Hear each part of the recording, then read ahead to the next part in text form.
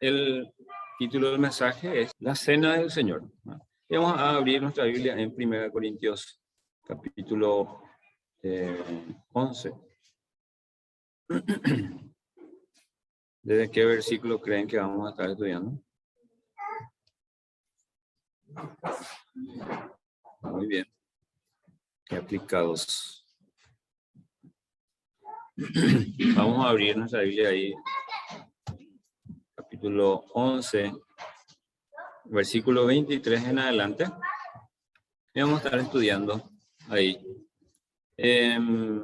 Ya sabemos, ya les hablé en algún momento acerca del trasfondo histórico de los ágapes que le llamaban ellos, ¿verdad? Eran unas cenas de confraternidad, ¿verdad? ¿Recuerdan? Eso ya hablamos. Y cada vez que se reunían armaban un banquete bien ostentoso, vamos a decirlo de esa manera, ¿verdad? Había mucha comida por ahí.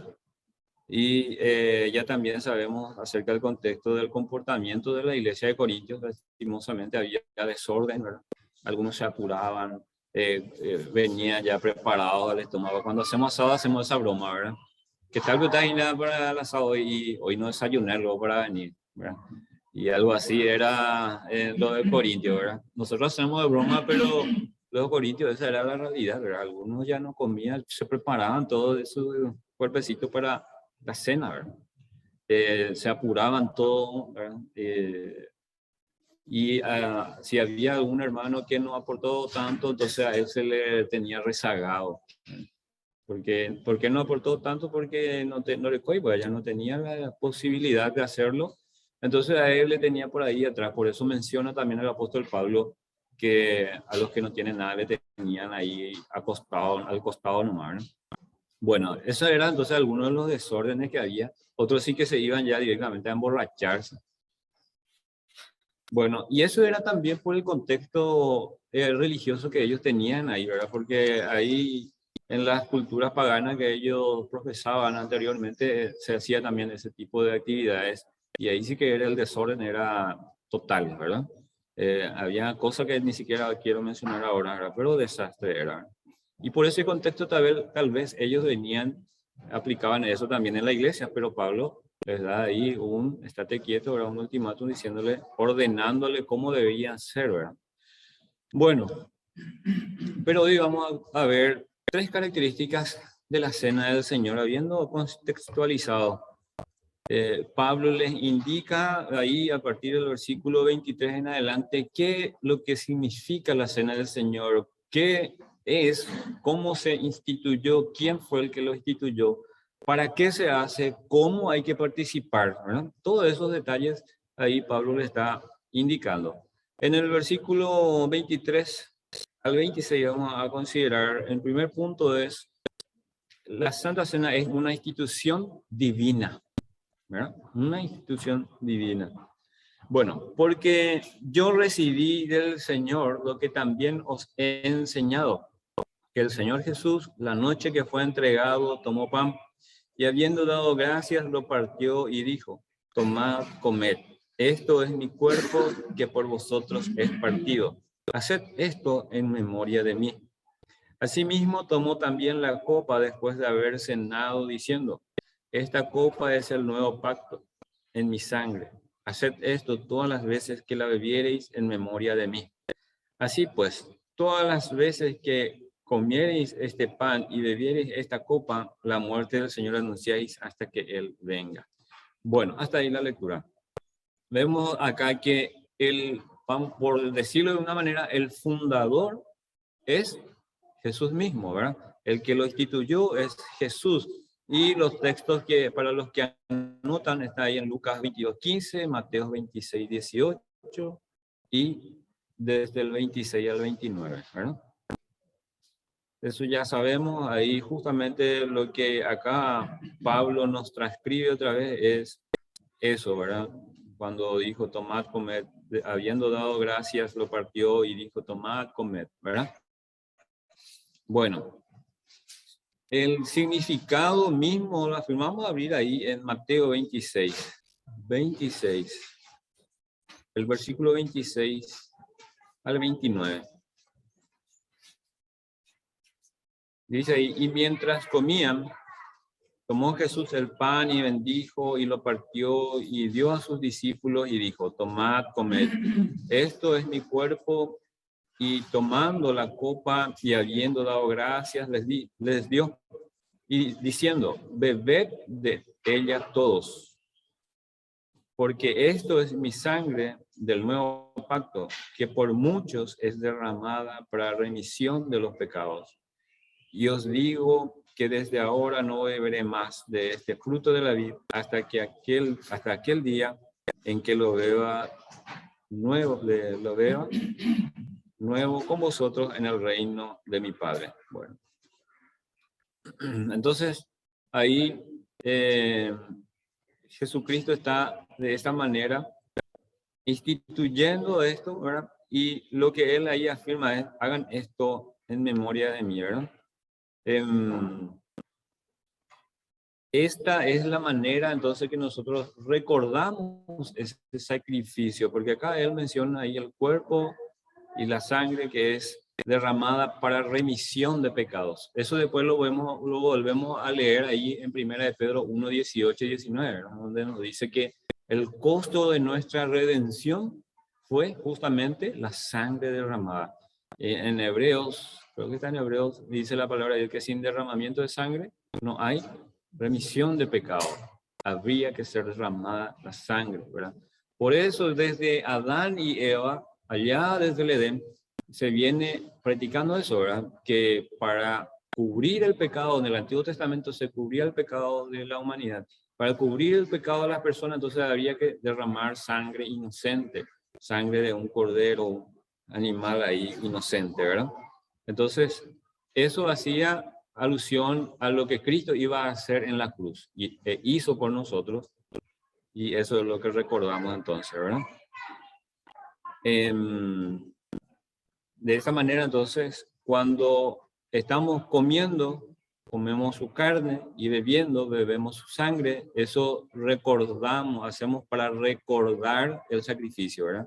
Hay que aclarar que no es su cuerpo, su carne literal y su sangre literal, ¿verdad? Eso es a modo de aclaración nomás, ¿verdad? Yo sé que sabemos eso. En segundo lugar, la Santa Cena es una institución delicada, ¿verdad? Por eso el apóstol Pablo se preocupa en amonestar a los de Corintios, porque ellos estaban en desorden, haciéndolo en desorden.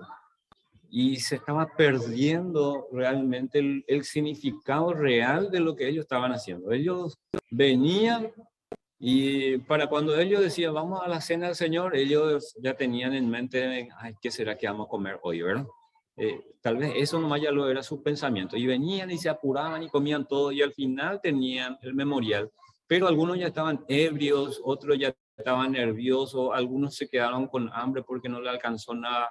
Entonces, todo ese desorden les hizo a ellos desviar su atención de la verdadera adoración, el verdadero motivo por el cual se estaban reuniendo en esa noche, ¿verdad?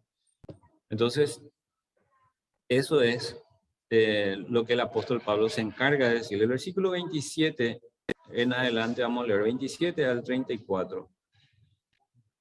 Primera de Corintios 11, 27. De manera que cualquiera que comiere este pan o bebiere esta copa del Señor indignamente, será culpado del cuerpo y de la sangre del Señor. Por tanto, pruébese cada uno a sí mismo y coma así del pan y beba de la copa, porque el que come y bebe indignamente, sin discernir el cuerpo del Señor, juicio come y bebe para sí. Por lo cual hay muchos enfermos y debilitados entre vosotros y muchos duermen. Si pues nos examinásemos a nosotros mismos, no seríamos juzgados, mas siendo juzgados somos castigados por el Señor para que no seamos condenados con el mundo.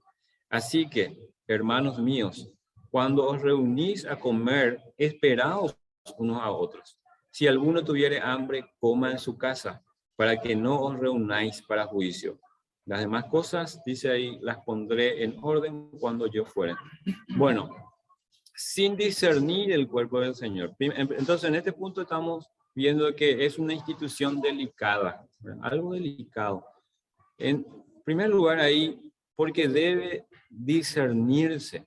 debe ser examinado, debe interpretarse correctamente, ¿verdad?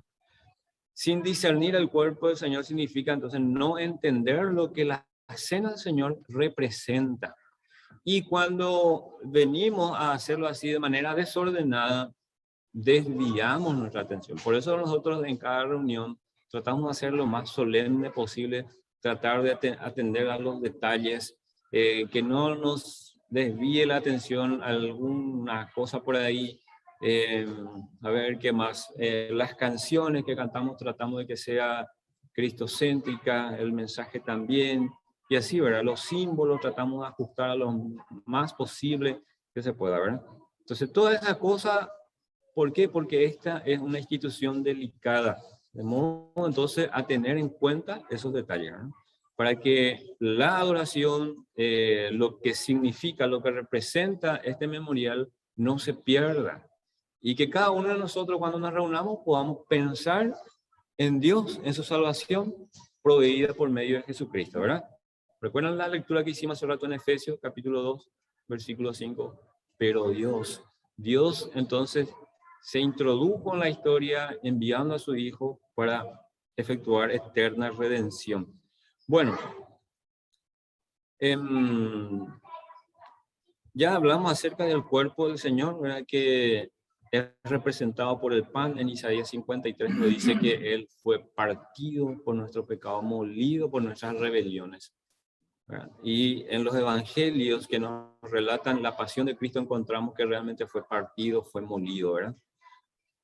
El cuerpo del Señor se refiere tanto al cuerpo físico de Él como también nosotros. Cuando decimos sin discernir el cuerpo del Señor, nosotros somos el cuerpo del Señor y tenemos que, en primer lugar, discernir el sacrificio, ¿verdad? Representado aquí por el pan, ¿verdad? El cuerpo representado por el pan, que fue partido.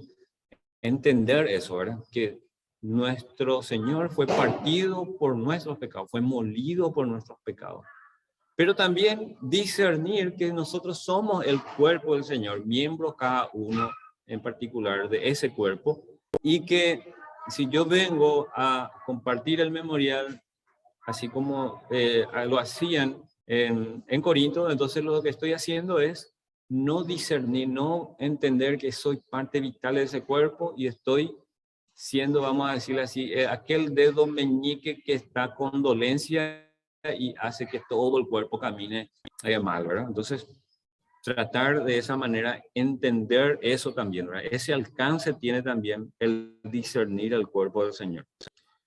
Luego, la conciencia propia, ¿verdad? Examínense a vosotros mismos, dice ahí en el versículo. Examinaos a vosotros mismos, probaos, ¿verdad? Ahí habla de un examen, de una prueba que nosotros debemos hacernos, el versículo 28. Cada uno pruébese a sí mismo, examínese, analícese. ¿Quién más, quién menos? ¿Quién es el que va a saber en qué camino estoy? ¿Cuál es mi pecado? Yo y Dios, ¿verdad? Nadie más puede saberlo, ¿verdad? Entonces yo examinarme, por eso dice ahí, pruébese cada uno a sí mismo, no dice pruebe cada uno al hermano, ¿verdad? Es una autoevaluación que yo debo hacer en sinceridad con Dios, porque si yo le digo a Dios, yo luego no pequé hoy, ¿verdad? Le estoy haciendo mentiroso a Dios, dice ahí en Primera de Juan capítulo 1, ¿verdad? Aquel que diga que no tiene pecado es mentiroso y le hace mentiroso a Dios, porque Dios dice de nosotros que somos pecadores. Entonces, en consecuencia, Primera de Juan 1:9, ¿qué nos dice? A ver, que si confesamos nuestros pecados, Él es fiel y justo para perdonar nuestros pecados y limpiarnos de toda maldad. ¿Verdad? Él es fiel y justo, dice, para limpiarnos de toda maldad. Es decir, que si yo confieso, ¿verdad? ¿Y qué era que significaba la palabra confesar? Ponernos de acuerdo con Dios, ¿verdad? Porque Dios dice, Miguel, sos pecador, y sí, Señor, cierto, tenés razón. Y pedimos perdón, nos arrepentimos, y eso es la autoevaluación, ¿verdad? Lo que el apóstol Pablo quiere que nos hagamos acá, ¿verdad? Inspirado por el Espíritu Santo nos dice, pruébese cada uno a sí mismo. ¿Y qué dice ahí? A ver, de memoria. ¿Verdad? Es decir, no es prohibitivo, ¿verdad? Lo que nos llama es El apóstol Pablo se preocupa por nosotros, porque si hacemos lo contrario, si desatendemos eso del autoexamen y venimos y compartimos, ¿qué vamos a beber y comer para nosotros? Dice, juicio. ¿Se dan cuenta? El apóstol Pablo se preocupa por los corintios y en extensión por nosotros, al decirnos ahí, examínense, porque de lo contrario están comiendo juicio, bebiendo juicio, ¿verdad? Y eso es lo que ocurría en Corintio. En Corintio eso era real, por eso Pablo le dice, por eso muchos de ustedes están enfermos y debilitados y algunos ya durmieron. ¿Se dan cuenta? Eso era el juicio que Dios estaba trayendo sobre ellos por causa de que ellos estaban, vamos a decirles, menospreciando el memorial, menospreciando este sacrificio representado aquí, ¿verdad? Bueno, acarrea entonces juicio. Por último, en tercer lugar, es una institución que instruye. Jesús dijo ahí, haced esto en memoria de mí. Cada vez que lo compartamos, entonces, ahí en versículo 26, ¿quién sabe de memoria?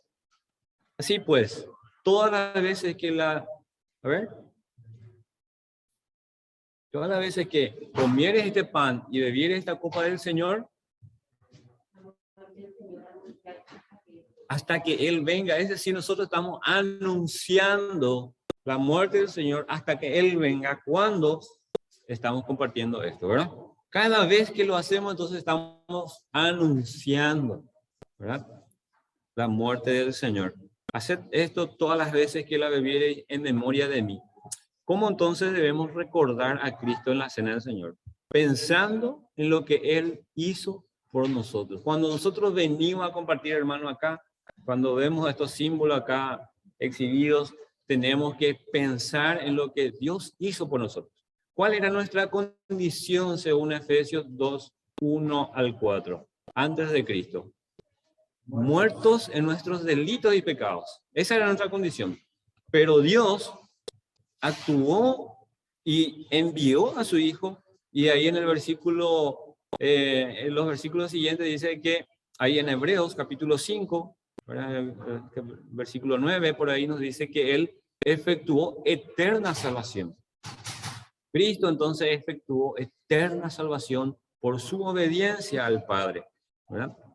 Y eso es lo que venimos a recordar en esta mañana. En conclusión, Pablo da instrucciones específicas relacionadas con la forma en que debería celebrarse la Cena del Señor. En primer lugar, deberíamos participar de la Cena del Señor con una actitud de arrepentimiento, porque recordamos que Cristo murió por nuestros pecados. Eso está ahí en el versículo 26, ¿verdad? La muerte del Señor anunciáis hasta que Él venga. Luego, deberíamos tomarlo dignamente, con reverencia y respeto, entendiendo lo que significa justamente este memorial, ¿verdad? En tercer lugar, deberíamos examinarnos a nosotros mismos para ver si tenemos algún pecado sin confesar o alguna actitud de resentimiento, ¿verdad? Eso también es importante. Si yo estoy resentido con alguien, ¿qué es lo que dice el Señor? Si vos traes tu ofrenda y te acordás que un hermano tiene algo en contra tuyo o vos en contra de ese hermano, deja tu ofrenda ahí donde viniste, anda, reconciliate con tu hermano, después vení a entregar tu ofrenda, ¿verdad? El resentimiento es algo también muy importante para el Señor, que no lo tengamos, ¿verdad? Que nos deshagamos de eso. Y en oración ahora podemos hacerlo ahí en tu corazón, puedes estar pidiendo perdón, arrepentirte, perdonando si hubiera algo que perdonar. Entonces, y por último, en cuarto lugar, deberíamos considerar a otros, ¿verdad? En el versículo 33 dice, esperando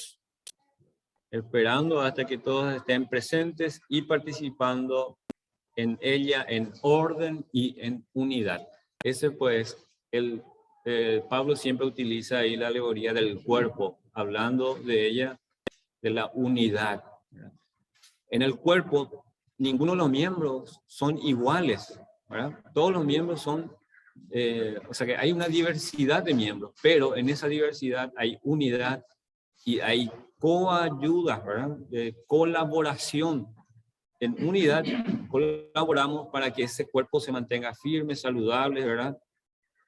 Esbelto, bello, ¿verdad? Y así trabajamos, todos los miembros colaboran para ese cuerpo, ¿verdad? Y así también nosotros, hermanos, en unidad nos presentamos en esta mañana en adoración a nuestro Dios por lo que Él hizo por nosotros. Pero Dios, entonces aquel pero Dios de Efesios 2:5 nos habla de que Dios nos ama, así como en Juan 3:16, ¿verdad?